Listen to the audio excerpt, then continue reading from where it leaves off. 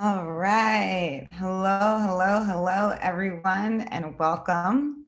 I am so excited that you're here. We're giving folks a few minutes to keep coming in, but we're so excited to have you here with us today. This is our very first week kicking off REI Presents Live. My name is Faith E. Briggs. I'm your host today. My pronouns are she, hers. I'm joining you from a beautiful virtual background that represents Lenape homelands in New York City. So what is REI Presents Live? We're going to be going back into the REI Film Library and sharing incredible stories from our community and digging deeper into the conversations that we can have around them with the context of a specific focus on inclusivity and equity in the outdoors. There's a lot going on in the world. I don't have to tell you all of that. We are in the middle of a global pandemic. We are experiencing environmental disaster and heartbreak. And we're in the middle of an unprecedentedly widespread participation in Black Lives Matter protests across the nation, which have made many realize for the first time how essential it is that our country finally reckons with the deep roots of systemic racism. And for others, a conversation that's been happening in small spaces is now happening on a more public and widespread level. So I'm excited that we have these amazing films that already touch on multiple different subjects, and that we have the opportunity to come together in a virtual online space and dig deeper. Each week, we're going to have incredible panelists from the films themselves, from the film teams, et cetera, that will be here with us. So I'm glad you're here, and thanks for being here, and please keep spreading the word. Big thank you to REI, and especially to Hannah and all our folks behind the scenes that are going to help us out with logistics, and to Tyler Wilkinson Ray from the Wilder Studio, who's going to help us out as well behind the scenes. Important note, we are here to be in community with each other, with kindness, and to learn. So just be here with that space. You'll be able to leave questions for us in the Q&A, and we'll pull from those as we go along. And we're recording, so this can be shared later on. So if someone that you're like, you need to see this, misses it, we'll make that available, and you'll be able to share that too. Without further ado, let's have our incredible panelists come on, unmute their videos and their audio. And as they do that, so this week's film is Do Better Together. It's a beautiful film. I'm so excited that we have with us subject there, Ayesha McGowan. We have director Shelma Jun, and our friend from the cyclist and other advocacy communities, Scipio, here as well. They'll give, oh, and who's that? We have another friend. That's Zora. Yes, Zora. And we have Zora here as well, who can feel free to chime in as we move along. So first, we're going to play the film, then we'll have everyone come back and give full introductions, and that way we can get into it. So we're going to play the film just so everyone knows what's going to be happening, and then we're going to jump into a conversation, and from there we'll go into audience Q&A as well. Some of you have submitted questions in advance, so we'll go into those too. But without further ado, let's watch incredible film to move on from there. And we will mute our video for best playback. All right.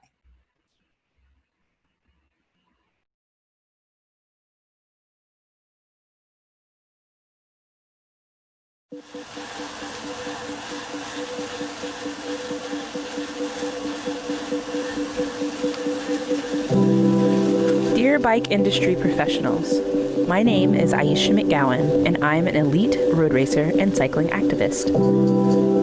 You may know me from my mission to become the first African-American female professional road cyclist. I've also worked in bike advocacy, getting more women and people with disabilities into riding. Diversity and representation of minorities is a hot topic in mainstream and outdoor media right now. I noticed that several cycling companies launched marketing campaigns in an attempt to embrace the idea that cyclists come from all walks of life. Unfortunately, the content created rarely included any folks that looked like me.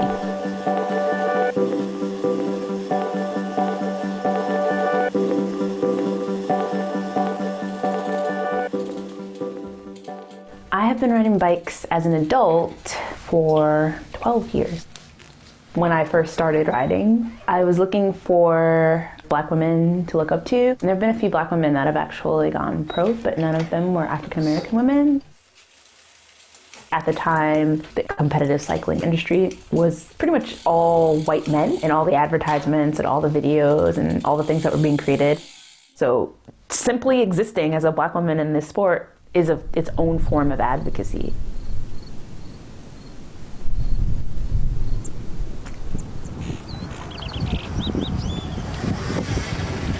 My situation is actually pretty unique in that I am a sponsored athlete, but I haven't been able to find a team. I've been on local, smaller teams, but never a pro team. That's the goal. Most pro athletes are on a team and usually have people who know what's going on and can give you expert opinions and help set you up. Hi. I have Emoji the dog. He's there for moral support and cuddles. And Will, my husband, is there for everything else.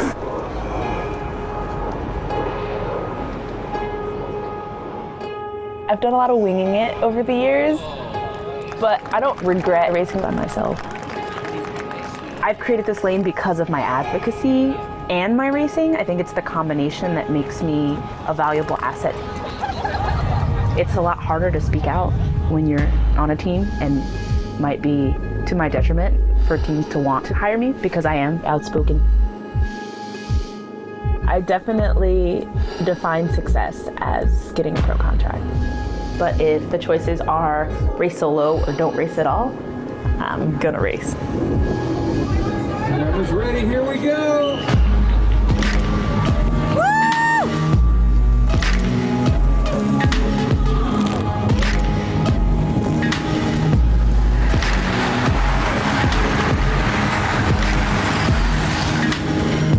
There's a bunch of cyclists now just riding. They don't care about anything else.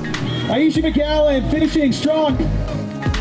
But the cycling and the training is just as important as her advocacy. I don't think she would sacrifice one for the other.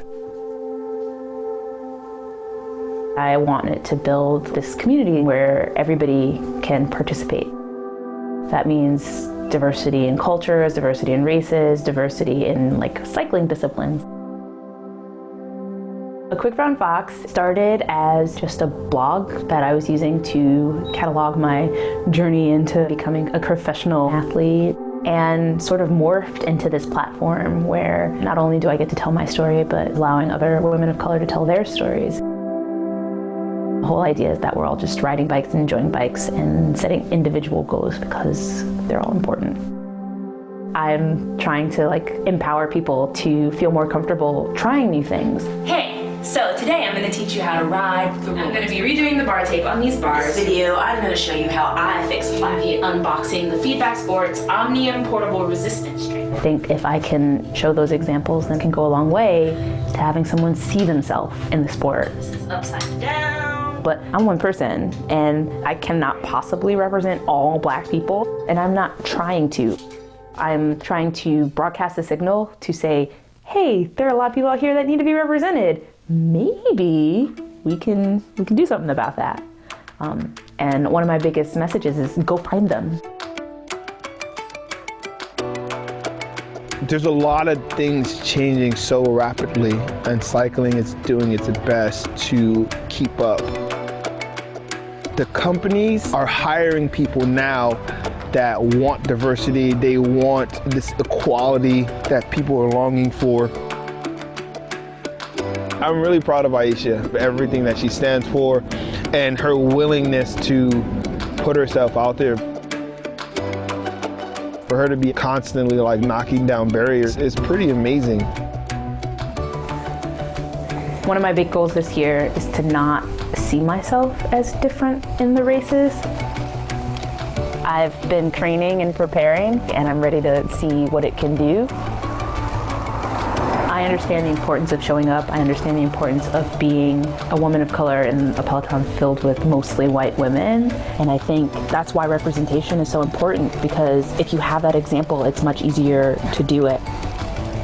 we have to start somewhere. I'm knocking down the door and then someone else is gonna like come in and destroy all the things.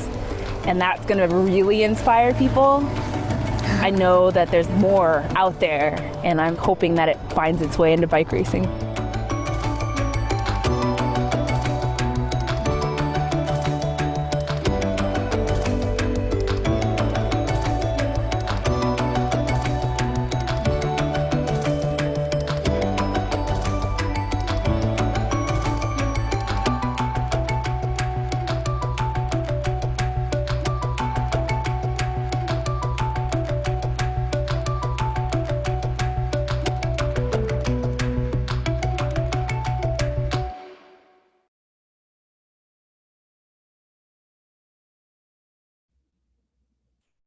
Awesome. So good. So good. I've seen it so many times and every time I'm excited. So let's have all the panelists come back out and we'll jump into a couple of questions and intros. Make sure I got my view on. All right. Lovely to see everyone. Yeah, so let's just start with some introductions. I also wanted to say I will be more explicit in terms of the chat. I definitely said let's be here with kindness, but if anybody gets rowdy, we will also have to kick you out. So kindness, no hate speech or anything like that in the chat, please. But I don't expect that because I think we're about to have a really awesome conversation, and I think it's going to be just a great experience for us all to be here together in this space. So let's get into intros. I'd love each of our panelists to say just a little bit about maybe two things. One, what have you been either excited about or what has brought you some joy or to use Ross Gay's thought, delight? What has been bringing you delight? And I love using the Ross Gay example because sometimes he'll just say that everything from like a hummingbird or the smell of laundry brings him delight and other things. And then two, what does this film mean to you? What is it evoking in you today in terms of how you come into the space today? So a delight and how you're feeling. And let's start with Ayesha, our incredible subject here. I hate going first. Okay, what's bringing me delight? Maybe, well, therapy is the first thing that came to my brain. So that's bringing me peace, and that is delightful. And what does this mean to me? I haven't watched it in a while, and the end cards kind of got to me. Cutting onions in here a little bit, but you can't see because I'm far away. Yeah.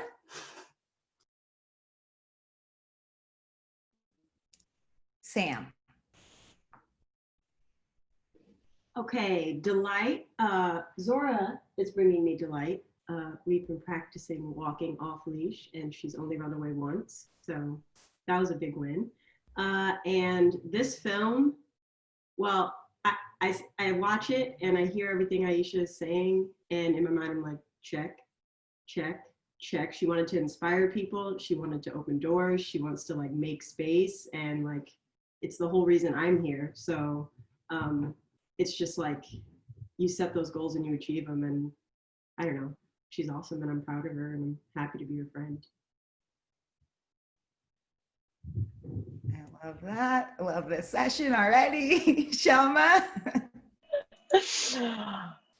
I mean, I feel like a tiny bit bad for Ayesha, but I was really glad not to go first. So I was like sitting here like with my stomach clutch. I was like, don't say my name. Don't say my name. And you didn't. It was lovely. Yeah,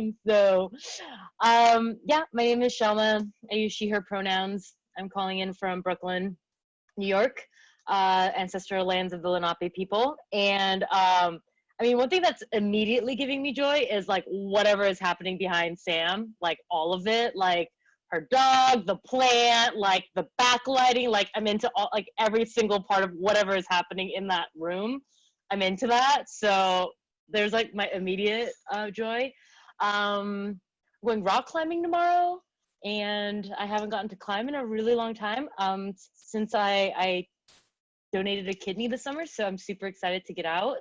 And yeah, I mean, I hadn't actually seen the film in a while either. And, you know, I think it just, yeah, I mean, like, I'm just so proud of Ayesha, and like, you know, we've known each other for a long time, much longer than this, you know, when we made this film. And, yeah, I mean, it's like kind of onions here too, where it's kind of like, I just think about like where she was like a year and a half ago when we were filming, and like the sheer amount of stuff she's done since then. And it's like pretty amazing.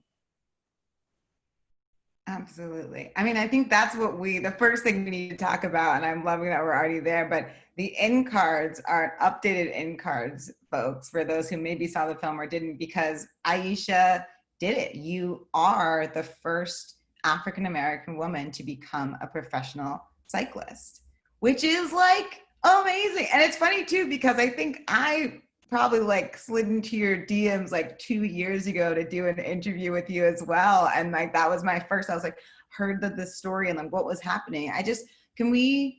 Ayesha, tell us a little bit about. I'm so bad at DMs, I'm sorry. Yeah. Oh, no, we did it. We did. But I mean, and also I think like no one should apologize for missing anything in the DMs. Let's just like put that out into the world, because, oh my gosh. But yeah, I mean, I'd love to just like, what was that experience? When exactly did it happen? Like, tell us about that part of becoming pro, and I don't know, whatever you feel like sharing about that.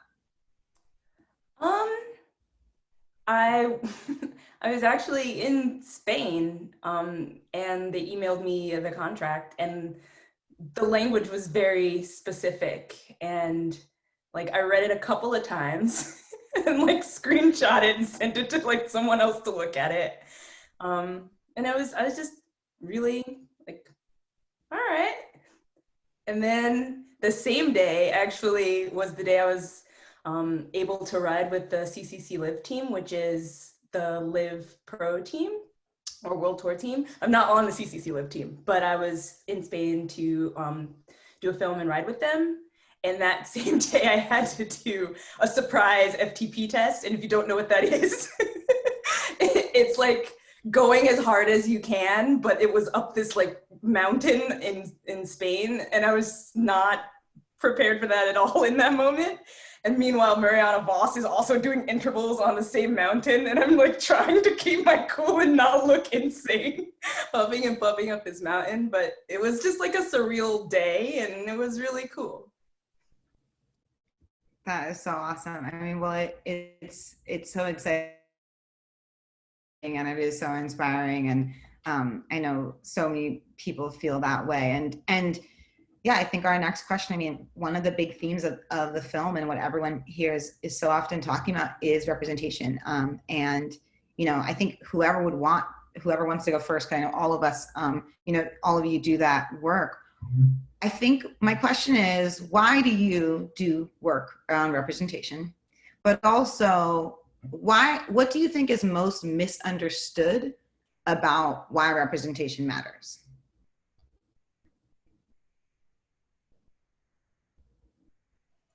We're all just gonna mull around here and pretend like we didn't see these questions before, and you know, like be like super unprepared. Sometimes I like ask them different. You're like, you know, this is that question that I sent you already.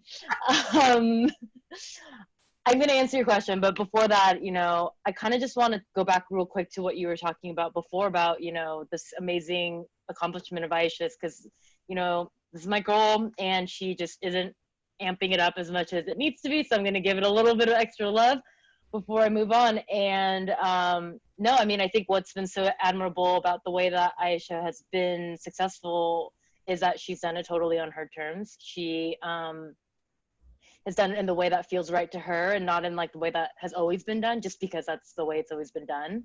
And, you know, and prioritizing the things that are important to her, like the advocacy work that she's doing. And like, I mean, I think that kind of like dovetails really nicely into your question of like, I think, you know, I think the thing with representation is that oftentimes like there's like a diversity sticker slapped on it instead of like true representation or true inclusion, where they're just gonna like put somebody who's like a person of color or queer person or black person, they're just gonna throw them in that picture, and then we're like, cool, we did it. We're like, let's pat ourselves on the back. And I think, you know, that isn't what true representation entails. True representation is all of us being able to come into these places and be our true selves and find our own rhythm and our own like way that we do things in these spaces that feels authentic and real to us. And you know, I think what Ayesha's done is a perfect example of that, and kind of the way that people sometimes misunderstand what we're asking for. Yeah, to add to that, like, I think another part of it is that it's not only about accepting everybody into a space, it's about also changing what that space inherently is, because it wasn't created by or for or with us in mind. And that's another interesting thing about what Ayesha has done, because she has come into spaces that weren't made for her, but she's also built spaces alongside that, like for her, for people like her, and for everybody else. So those spaces look completely different and feel different because they are different, and like we're intentionally built to be that way. I don't even know if we're on that question anymore, but. No, yeah, no, that's on it. Whatever we want to be talking about, I think is exactly what we should be talking about. There's another thing that people say often as a counterpoint to representation, and that's like, well, if people wanted to do it, they would just get a bike and do it. Nobody's stopping them from doing it. What's this impression? Well, if they wanted to do it, they would just do it. You know who it is. Can you sketch me like a drawing of who this person is in your head? I need that for later. I'll have it for you by the end of the call. Perfect. But it's like, no, like that's not, people don't show up to a space they don't feel welcome in, or don't even know they could be in. Like before I started bike racing, like I didn't even know that bike racing existed. I didn't know it was a thing until somebody was like, hey, do you see Ayesha? And I was like, who is that? Oh my God. So it's like, yeah, you don't just, it's not often that people just walk into spaces where they don't see themselves and they don't feel welcome. Absolutely. Yeah. And I think, you know, one of the other things is that sometimes people think that you're just trying to be difficult. They're like, why are they just here trying to be difficult? And you're like, no. I'm addressing the difficulties that exist by responding to them. Let's talk about that. I feel like that is something that, is often somewhat misunderstood in the work. I think for me, like when I was little, I was always super inspired by like the Olympics. Like we'd get like Dominique Dawes. And so I was like, okay, now I'm gonna be a gymnast. And then you'd see Serena like, now I'm gonna be a tennis player. Obviously, none of those things worked out. I'm also not in the WNBA after watching Love and Basketball, but I was super inspired. And like, as like simple as those ideas are, like that representation had a huge impact on me. And so I felt like when I was looking for, you know, someone in the sport and didn't find that person, I was like kind of appalled because, you know, everybody has the ability, you know, not everybody, but like there's a wide range of people who can ride bikes, and there's all kinds of people who ride bikes. And it just blew my mind that on a certain level of the sport, you just didn't see very many, if any, people who looked like me. And that was just ridiculous in my opinion. So here we are. Definitely. I mean, I think that Ayesha, you're definitely, I think, the first Black woman that I saw in a bib. Like I first of all didn't know what a bib was until maybe 4 years ago, but you were definitely the first person I saw. And it does make you be like, oh, that's a thing? I can do that for sure. Shelma, let's talk a little bit about how you came to this story, and maybe a little bit about being how representation also matters behind the camera. Obviously, like let's go from there. Yeah, I mean, it was so exciting to do this film. It was the first film that I've ever directed. And, you know, I've had the opportunity to tell stories and share stories in some other different mediums. And it was really amazing to be able to do it in the medium of film, and to do it about a really good friend of mine. And, you know, I've had films made about me, and I think I've always kind of felt like, you know, if it's a white man, a very talented white man, you know, telling this story, it's, you know, you're not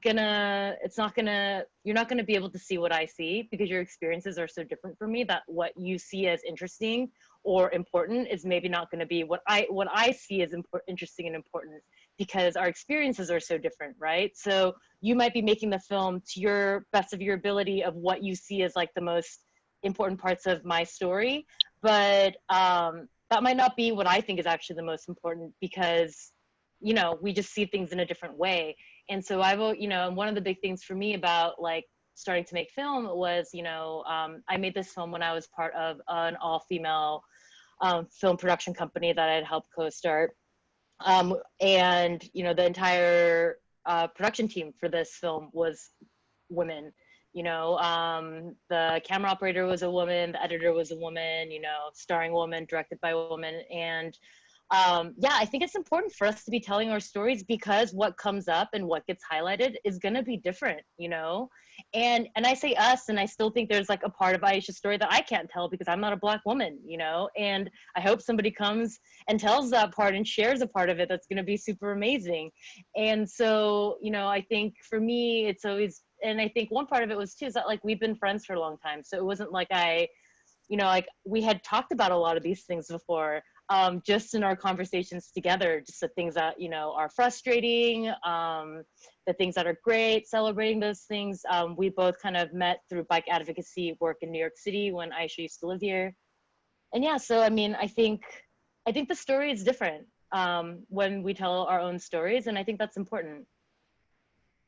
Totally. Yeah. I think on that, I mean, when we were talking earlier in the week, I was really struck by one of the things Ayesha said about this story, which was so often, you know, there have been multiple films about Ayesha, and usually they were only talking to you. They were only talking to one person. They weren't contextualizing you within a community. They weren't talking to other people who were also saying, you know, why this work was is important. And I noticed that with a lot of times, the kind of marketing that we see from our different communities as well, where it's like one person and the one summit, you know, or the one thing. But if you don't see yourself that way, or you don't roll like that, like literally, then you're like, oh, okay, well, that doesn't work for me. And I wanted to just kind of talk about a little bit about just any thoughts on like being shown within a context of our community and how that's kind of different to the story. I think my thoughts on that also include the fact that everybody wanted to tell a very specific part of my story, like the same specific part of my story. And it's like, in my head, like I'm more advocate than I am bike racer. Like I'm more like commuter cyclist than I am spandex wearer. But like all of the imagery and the videos and all of that have always been like this super focused, like I'm sprinting, and like, it's like, I do that and I love doing that, but I also love, you know, just being on a bike. And it's like to the point where people are like, oh, well, if I have a ride with you, make sure you don't leave me. And I'm like, dude, I like riding slow. Like I love a good social ride. And I think, I mean, my husband likes to talk about how like Black folks have to be extraordinary to be seen. And so that was obviously a huge appeal, where it's like, I want to do this very big thing. But I think the more relatable parts of me are the not extraordinary things. And I think telling those parts of the story are just as important. I don't know if that had anything to do with your question, but for some reason, that's what just came out of my brain.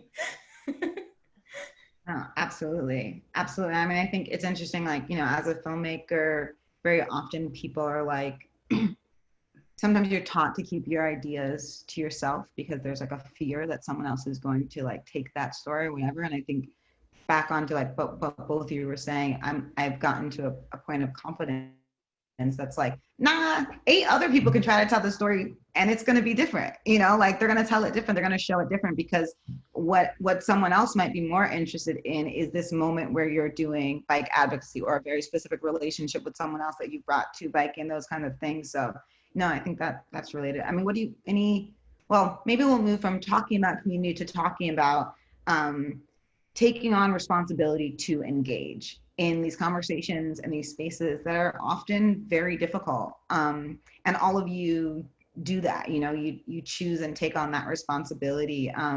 And it's so interesting to me to hear this poem, which came out a year ago. And it's like, yeah, this is really a hot topic in the outdoors right now. And it's like, and what about right now, right? A year later, it's even more so a conversation that some people are just getting to, and other people are like afraid to step on, et cetera. But, you know, I think there's a responsibility to represent that isn't a choice for some of us, but we could choose to like block it out. So I guess maybe it's the question too about why and how do you continue to engage in these conversations? I mean, the how is probably harder to answer than the why. I mean, the why is because I care. And it goes through these cycles of like, I'm super passionate and super excited, and then I burn out. And then I come back and I'm passionate and I'm excited, and then I burn out. And I think that's a similar cycle that like we all are probably pretty familiar with, because repeating yourself over and over again gets really frustrating, especially when people refuse to like absorb the information, not even just listen, but like do anything with that. Like I do a lot of talks and panels and speeches and all that type of stuff. And it really feels like you walk into this room and it's usually mostly white people. And then you say all of these things and they look so excited and inspired. And then once you leave that space, it's like, you might as well have not said anything at all. It just makes them feel good in the moment. And so like with these recent months, this is like the first time it seems like people are even trying to listen. Can't tell you if they're actually doing it, but it's like an effort, looks like it's actually being made now. And it can be a lot, but I do it because I really, really care about it. Yeah, I think I feel similarly. Well, I know I feel similarly. And the other part of that caring is like, so Ayesha's here and has created this space, and it's made it easier for me to be here. So for me to then continue to do that only makes it better for the next person and the next person and the next group. And, you know, the more we do this work, the more it just gets better for everybody, right? I don't think anybody benefits from being silent, as like painful as and exhausting and tiring as it can be sometimes. Absolutely. I want to jump to two different things, and then we're going to take some questions from the audience. I know they've been coming in. Racing.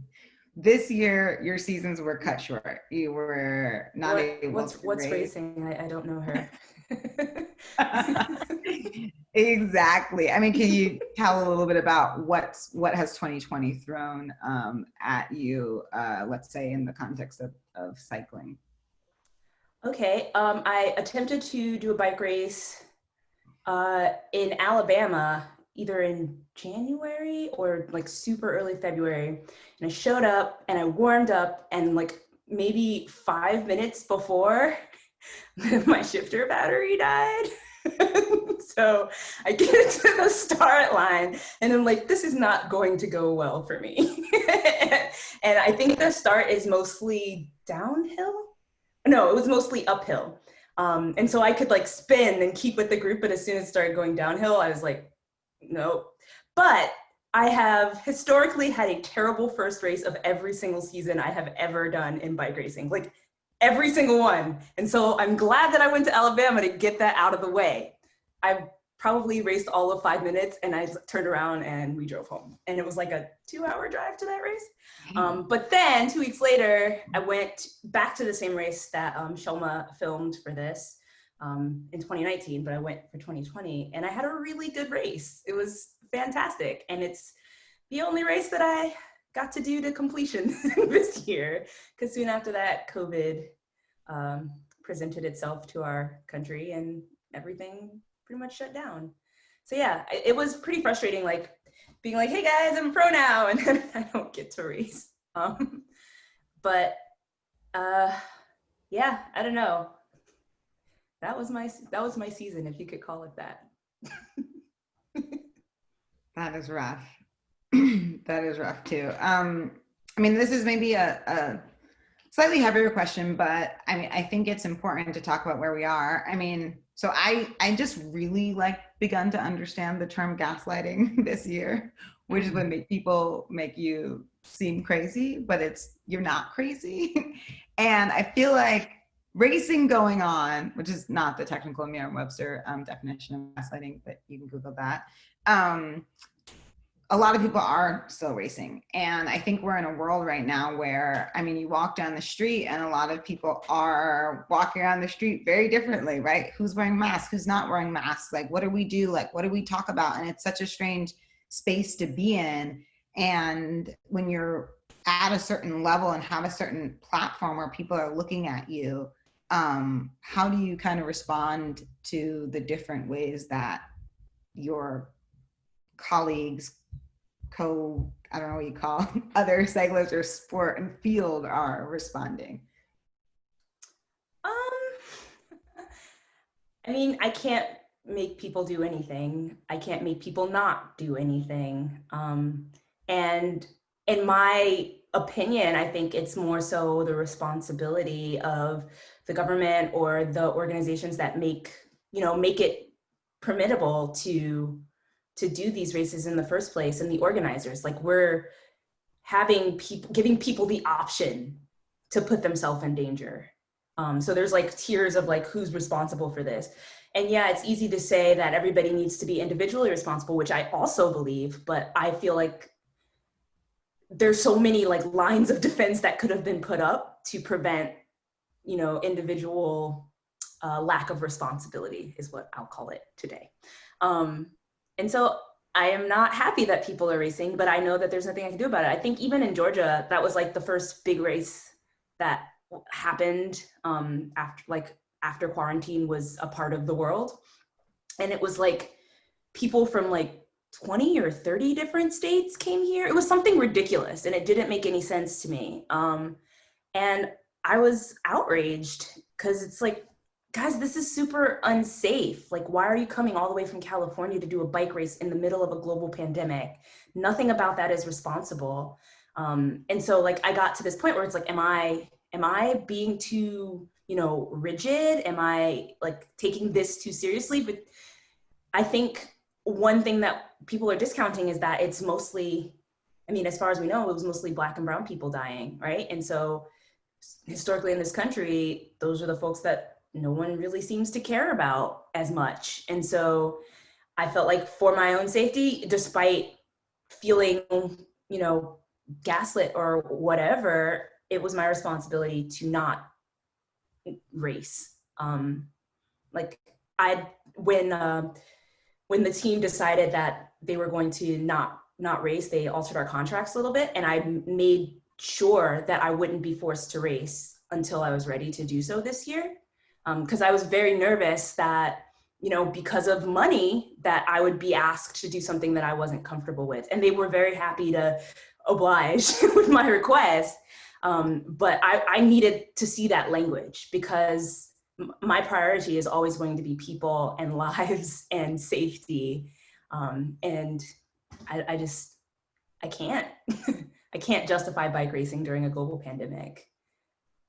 No, that's awesome. And I think it, I don't know, it just goes back to how you've been on your own journey, despite the difficulties that have been thrown at you along the way of being able to like stick with what you believe in, especially in a world where there aren't, I mean, you're the first African-American pro cyclist. So it's like clearly like the exact same barriers, not that we are monolith, we are not, but the exact same barriers haven't been brought along before. We've got so many, everyone's asking what brought you to cycling. So if each of you wants to jump in and say like, when did you fall in love with cycling? How did you jump into cycling? Like so many people are asking that.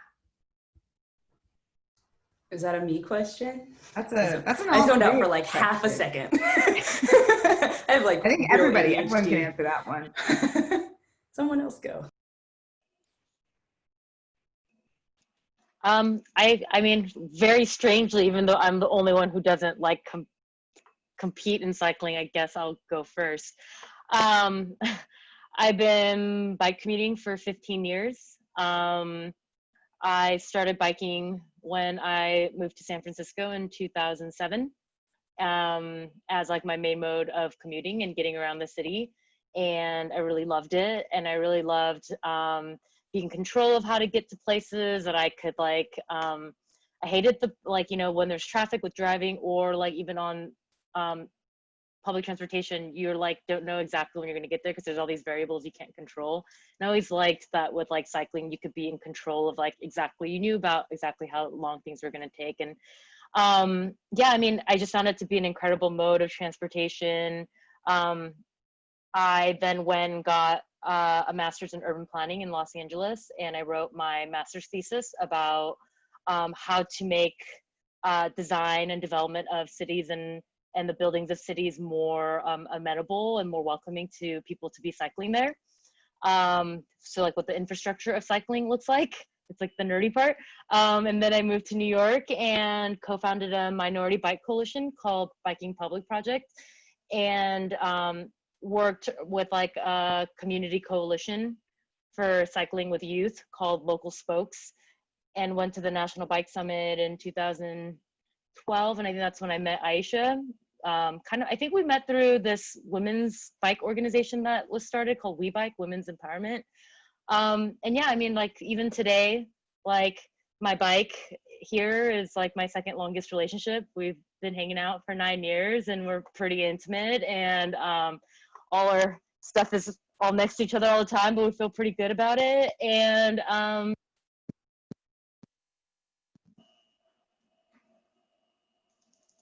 love it. I don't know. And that's like my connection to cycling, I guess. That's awesome. I'll go. I started riding a bike when I moved, and I'm not even making this up. I got off the expressway in my new city and my car broke down. Just like that was the end of it right there.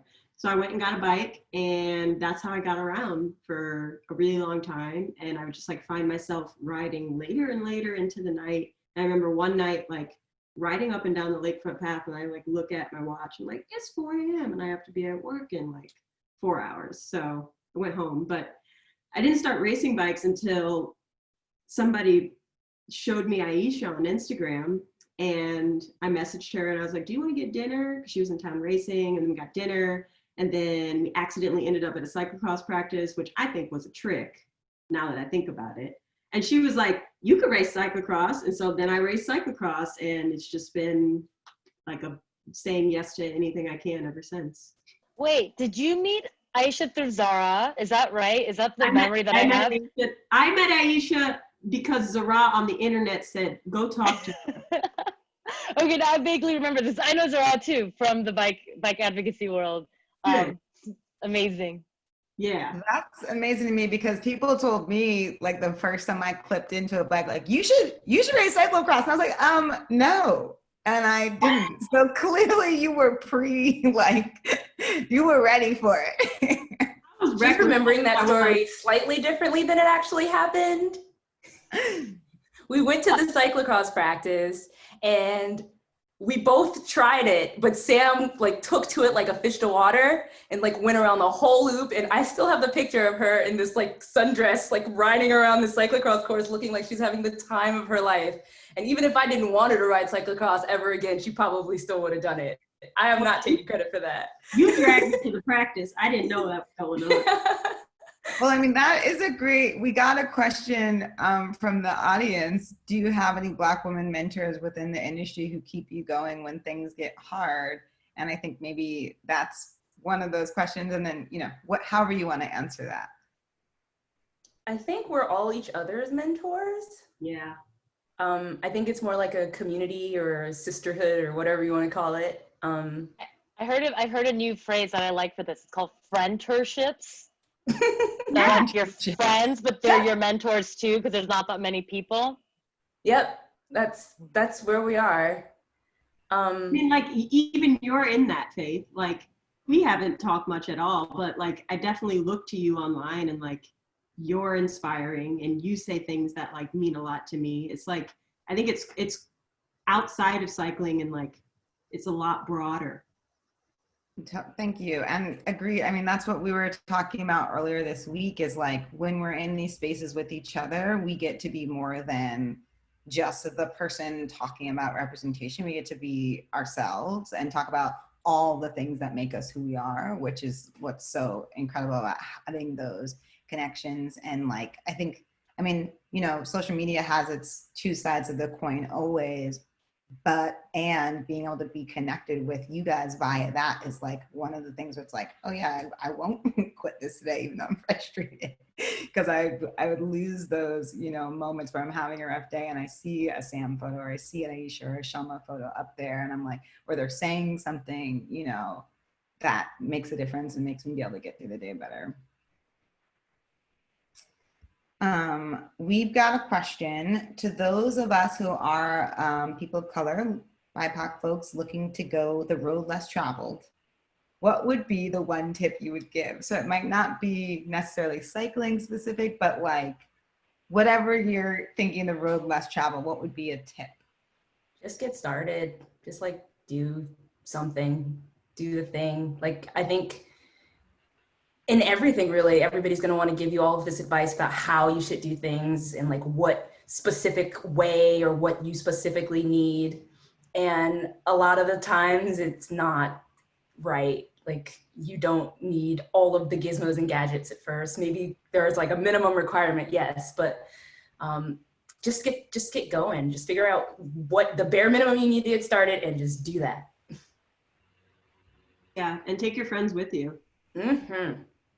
That's going to make it more fun. That's going to make it safer. It's going to make it more interesting. Like everything is really, really scary until you do it over and over again. And like you go that one step further every time or turn the next corner or go over the next hill. And like before you know it, you're out there doing stuff you never thought you would.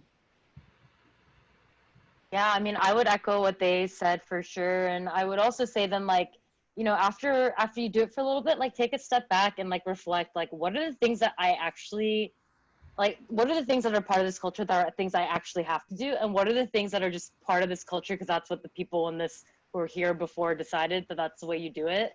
And you don't have to do it that way.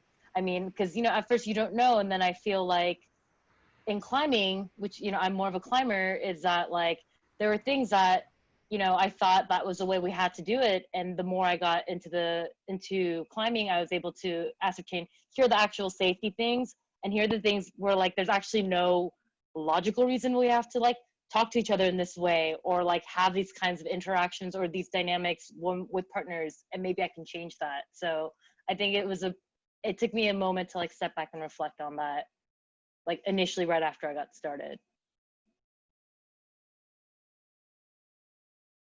I have a question for Ayesha and Sam. What is one of your proudest moments in racing?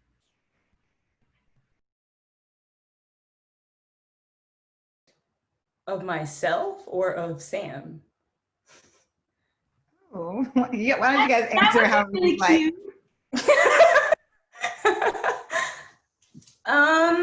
Okay, I want to do of Sam.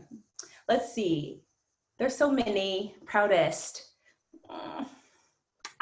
For you, Uh-oh. I am proudest of you doing a 200-mile gravel race.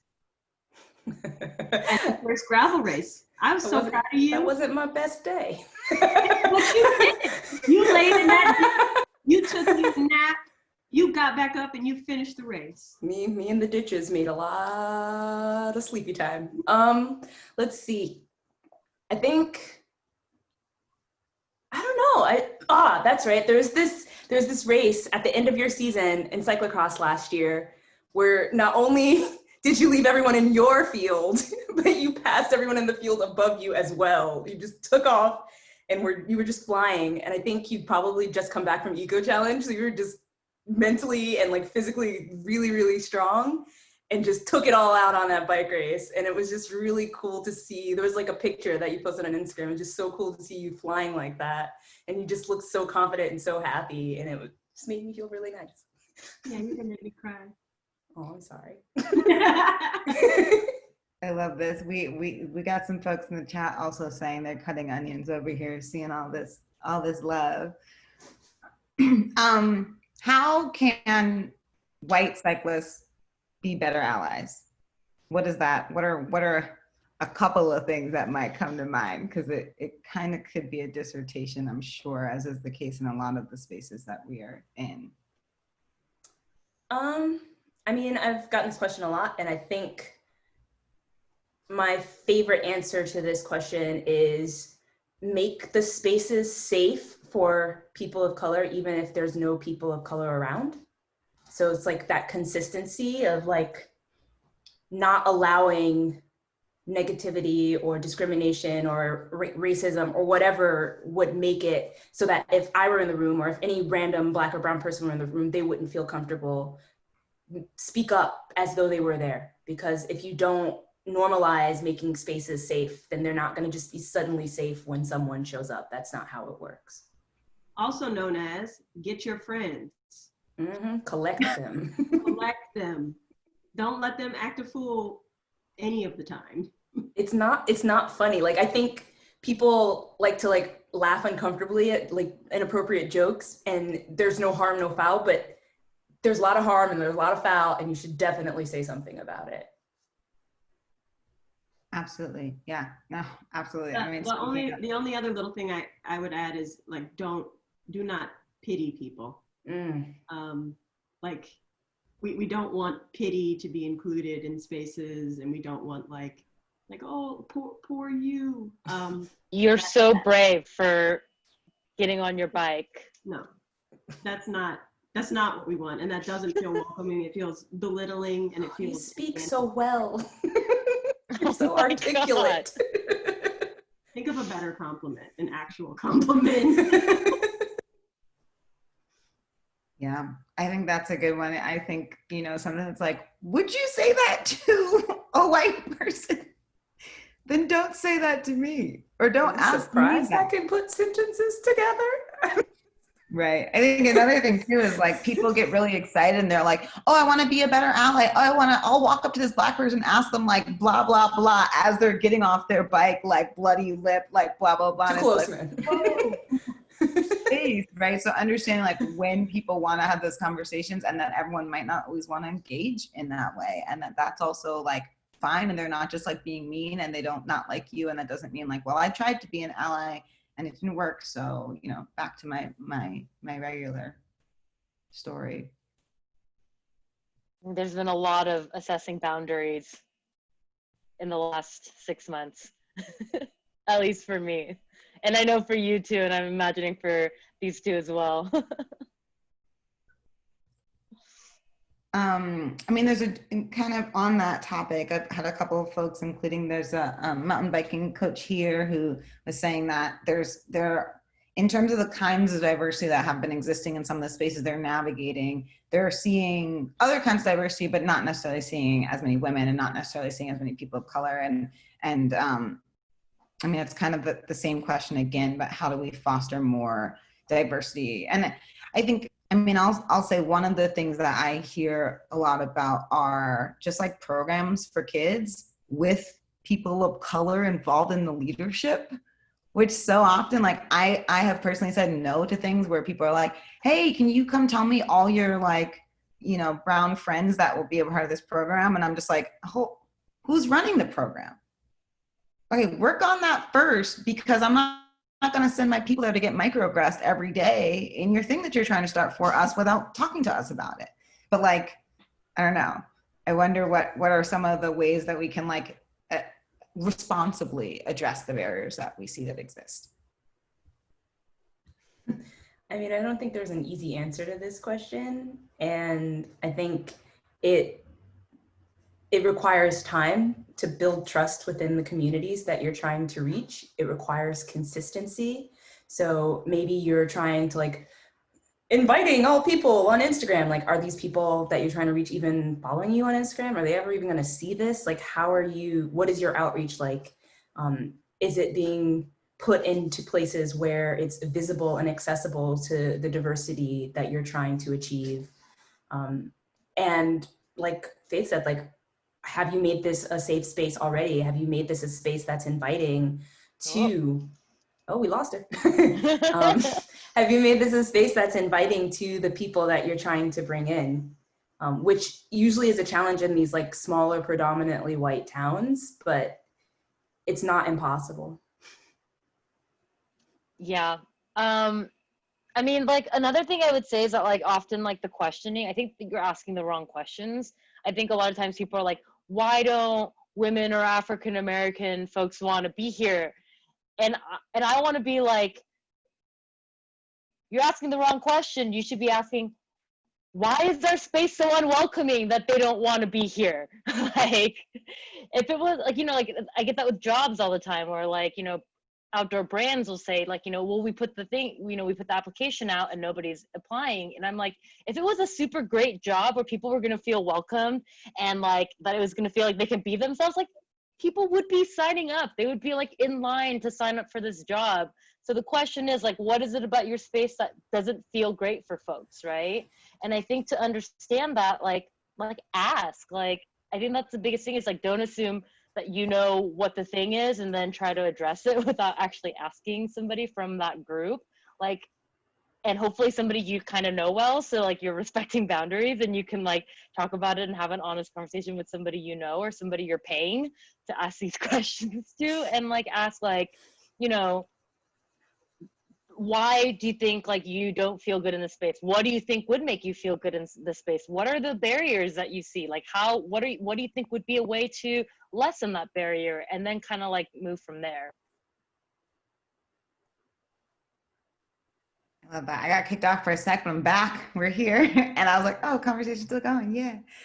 We got you. Last question as we're coming to the end here. What about fear, right? What about people that are scared? I had a couple of questions like, is it safe to be riding on the road in my city? Like, I'm worried to get started that way, you know? Isn't mountain biking the equivalent of breaking a collarbone? Like, I'm scared. What do you tell people about, like, trying to get started for the maybe, like, with riding a bike, or trying to go from commuting to something more competitive? I mean, maybe not during this time, but usually my answer would be to find groups or clubs or friends that are doing that thing already. Like, many cities have bike trains that will, like, form groups of commuters who are going in the same direction to get to a certain part of town from a certain part of town.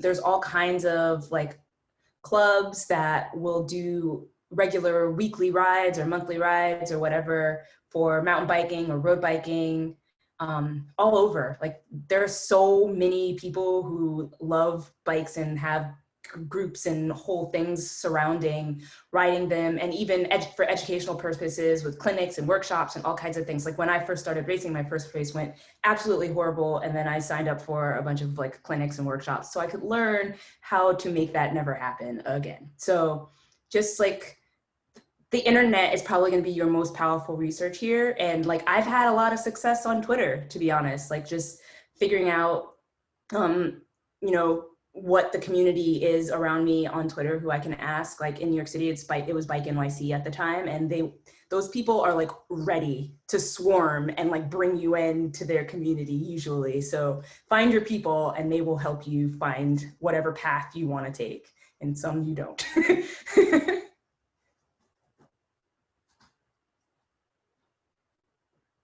You're muted. I love that so much. Thank you all so much for being here. I know we're at the very end, but I just wanted to see, is there anything else you want to say about whatever? Thanks for coming, and thanks to Shelma for making this film and including me and helping tell my story. And thanks to Sam for taking the time to come and talk about it. And thank you for moderating. And REI for putting it all together. Thank you. Well, everyone, yeah, I mean, I was just gonna say thank you. I was just gonna say thank you. Thank you. I think there might be a survey coming in the chat that we'd love you guys to jump in on from REI. And okay. This is also Yeah, right. I was like, oh, and there it is. And then this is our first week of 5. So stay tuned. Keep showing up for these awesome conversations with these awesome folks.